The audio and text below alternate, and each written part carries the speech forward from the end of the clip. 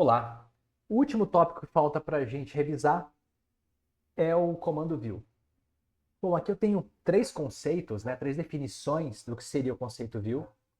Então, uma view é uma maneira alternativa de observação de dados de uma ou mais entidades, que são as tabelas, que compõem uma base de dados. Pode ser considerada como uma tabela virtual ou uma consulta armazenada. Então, é importante esse tópico, esse trecho aqui, tabela virtual, porque a view acaba sendo vista perante o SGDB, o Sistema Gerenciador de Banco de Dados, como uma tabela. Por mais que envolvam outras tabelas na consulta que a gente cria previamente, então, ao transformarmos ela numa view, ela é vista como uma tabela. Tá tudo nebuloso ainda? Ok, mas vamos lá. O objetivo de uma view, basicamente, é pegarmos consultas mais complexas, maiores, que demandam algum tempo para serem construídas e deixarmos elas preparadas, elas prontas para apenas serem executadas de uma forma mais simples. Essa é a ideia. Por isso que chama ela de tabela virtual. Ok? Mais uma definição, então. Views, ou visões de uma tradução livre, pode ser entendida como uma tabela virtual, também, mais uma vez pontuando isso, composta pelo resultado de uma consulta a outras tabelas ou mesmo outras views. Então, uma view ela pode fazer, ela pode armazenar consultas entre várias tabelas ou mesmo entre tabelas e outras views. Tá? Então, isso facilita bastante a vida do gerente, do DBA, que é o administrador de bancos de dados. Uma view é um objeto que pertence a um banco de dados, definida, baseada em declarações do tipo select, retornando uma determinada visualização de dados de uma ou mais tabelas. Bom, então, para visualizarmos isso, para entendermos como funciona a view, vou trazer novamente aqui uma consulta dentro das que a gente já viu até aqui, que é um pouco mais complexa, que exige alguns comandos a mais para justificar o nosso uso de view. Claro que aqui é uma visão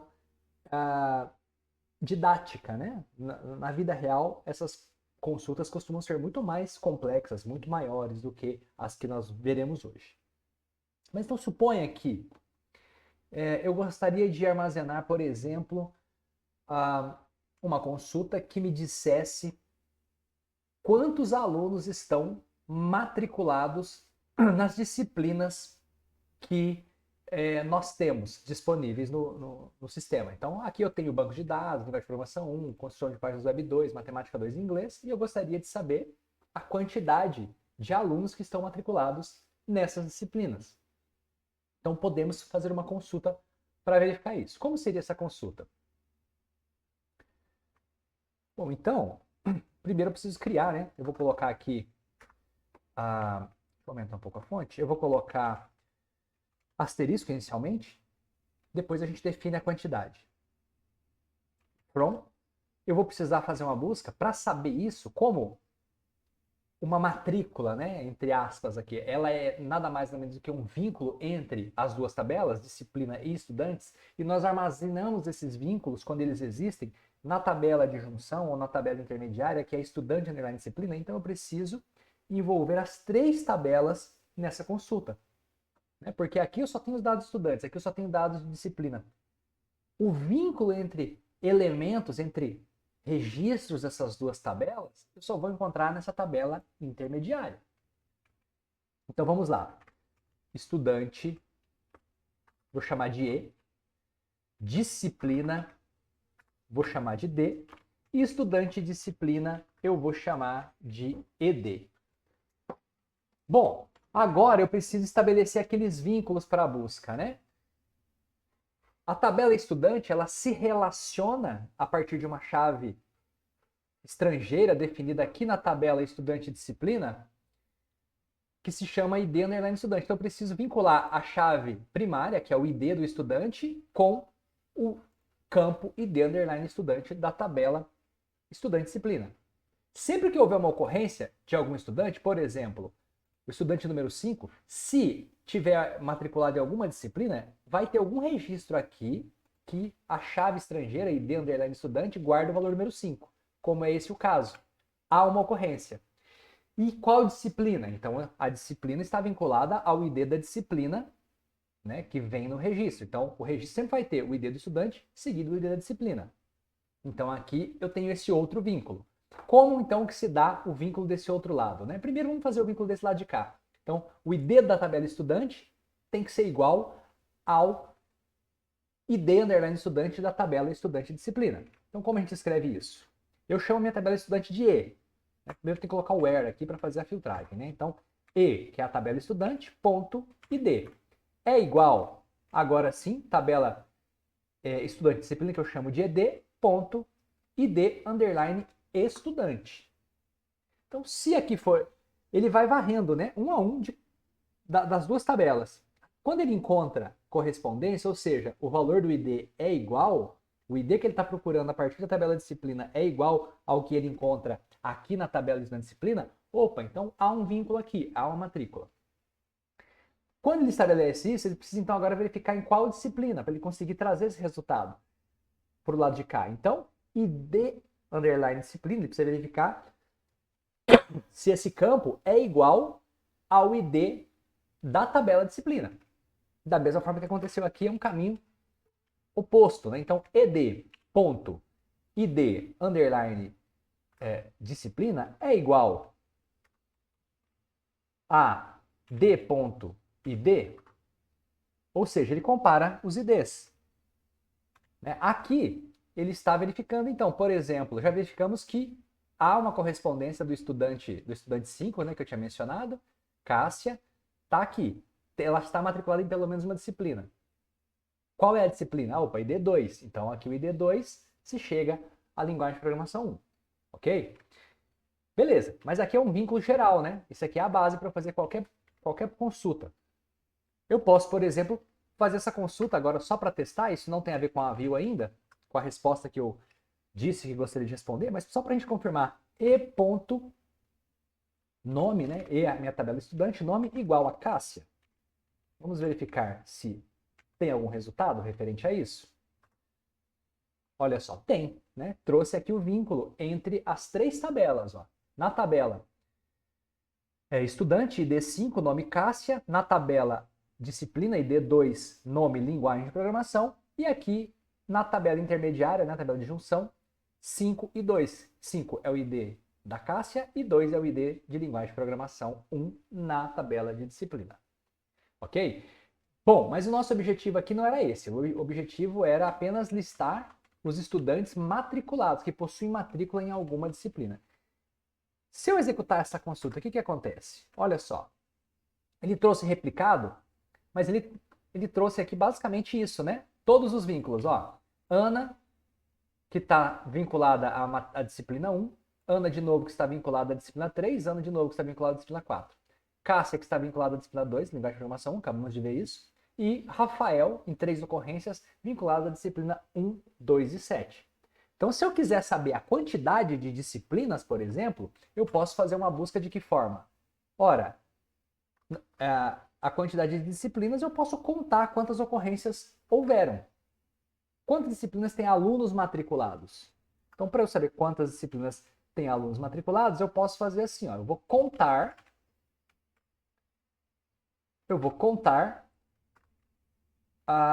o número de ocorrências, né, de uma determinada disciplina. Só que se eu fizer assim, observe que a gente tem repetições aqui. Ó. Então, são 7 registros. Ele traria 7. Isso não é a resposta que eu quero ainda.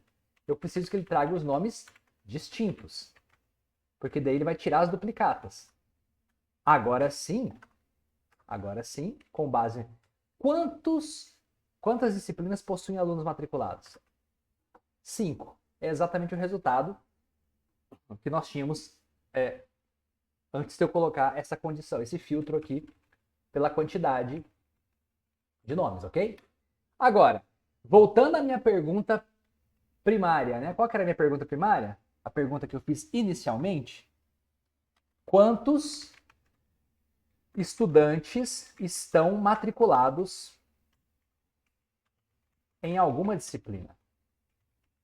A gente já teve isso aqui, né? Quando eu estava trazendo todos os campos, ó. eu consigo confirmar não somente como eles são distintos, olha só, as disciplinas, né? Eu consigo trazer todas aqui. Se a gente tiver as que se repetem e desconsiderar, nós vamos ter 5. E os estudantes? A gente sabe que são 3, ó, Ana, Cássia e Rafael. Mas se eu fizer uma contagem do jeito que está aqui, ele vai me trazer 7. Da mesma forma que foi o número de disciplinas. E não é isso que eu quero que ele traga para mim. Eu quero que ele traga a quantidade de estudantes que estão matriculados. Então, independente do número de disciplinas. Então, distinct. Agora, ao invés de buscar pelo nome da disciplina como eu fiz anteriormente, eu vou buscar pelo nome do estudante. Nome ou pelo ID, tanto faz. O número de ocorrências vai ser o mesmo. 3. Agora sim, eu consegui trazer o número de estudantes. Suponha que eu tivesse que fazer esse levantamento diariamente. Diariamente. Então, uma forma para não ter que ficar escrevendo, pensando nesse comando todos os dias, a solução para isso é o quê? Criar uma view. E como a gente cria uma view, então? Bom, a view, primeiro eu vou dizer onde ela vai estar armazenada, né? Ela fica armazenada aqui, ó, dentro dos arquivos do seu banco de dados. No caso, meu banco de dados se chama vídeos. Aqui ele tem várias tabelas que nós utilizamos nos outros exemplos. E aqui eu tenho as views, não tem nenhuma view criada ainda. Então, vou criar uma view para armazenar essa consulta. Create view as. Faltou o nome, né? Create view. Vou colocar o nome aqui. Quantidade alunos ou estudantes, né? Estudantes, para ficar coerente com o nome do campo. Estudantes matriculados. Precisa ser desse tamanho? Não, pode ser um nome menor. Vamos executar. Olha só. Deu certo aqui, né? E ele, então, tem que atualizar aqui, ó. Criou uma view para mim. Tá aqui a view. E agora, como eu faço para executar essa view? Como eu faço para executar essa view? Bom, para executar essa view, basta eu fazer isso aqui, como se fosse um select em qualquer tabela. Ele não é visto como uma tabela virtual? Então, select asterisco from quantidade estudantes matriculados. Vou executar somente essa linha, olha o que vai acontecer, o mesmo resultado da minha consulta anterior, só que agora eu executo ela de uma forma muito mais simples. Essa é a diferença. Ok? Bom, e se eu quisesse então fazer uma outra view para listar os nomes desses estudantes? Eu quero também listar o nome. Como que eu posso fazer isso? Bom, basta eu tirar esse contador e então vou colocar aqui, ó, deixar só como estudantes matriculados. E aí sim eu posso trazer, né? Eu posso trazer então os alunos matriculados. Primeiro eu posso testar isso aqui, ó. Como que eu testo? Eu posso executar somente o que está selecionado. Olha só o resultado da minha consulta, está aqui, né? Ana, Cássia e Rafael.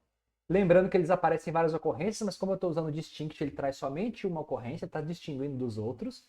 E agora sim, eu vou definir, né? Eu vou executar aqui para que ele crie uma nova view para mim, uma view chamada estudantes matriculados, para que eu possa simplesmente executar essa consulta e então já saber aí, né?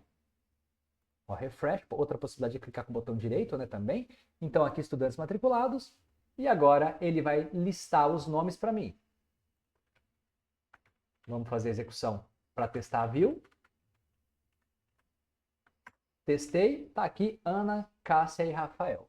Então essa é a ideia da view, tá? É simplesmente uma forma da gente simplificar consultas que são muito complexas. Eu encapsulo, eu armazeno elas em uma view. E quando eu precisar executar, geralmente se faz isso com aquelas que são recorrentes, né? Que vão ser executadas com frequência. Se for só uma única vez, nem faz sentido talvez salvar. Mas aquelas que são com frequência, vale a pena você facilitar. Também é uma forma de restringir o acesso aos dados. Por que é uma forma de restringir? Porque percebam que aqui o único campo acessível é o nome.